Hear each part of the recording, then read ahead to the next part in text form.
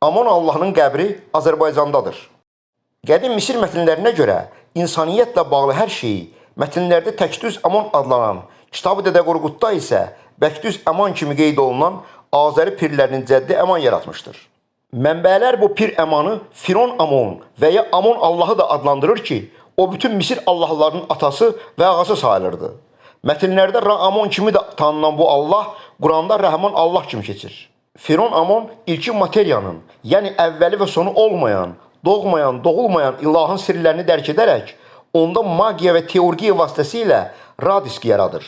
Daha sonra Pir Əman bu Ra diski vasitəsilə göydə ilahdan el, yəni el ilah, Allah yaradır.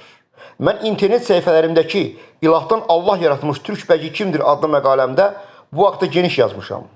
Pir Əman öləndə onun ruhu ərşə yüksələrək göydəki Ra diski ilə birləşib Ra Əman, yəni Rəhman Allaha çevrilir.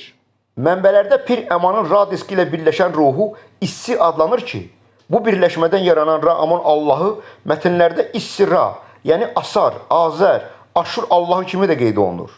Yunan mənbələri onu Asiris Allahı adlandırır. Beləcə, təxminən 5510 il əvvəl göydə Rəhman və ya Azər adlanan Allah yaranır və ərşə hakim olur.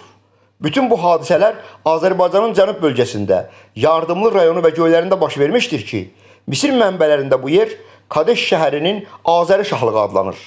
Qədim Yahudi yazılarında Kadeş ərazisi Kades kimi keçir və bizlərə bu rəmz Kadus kimi məlumdur.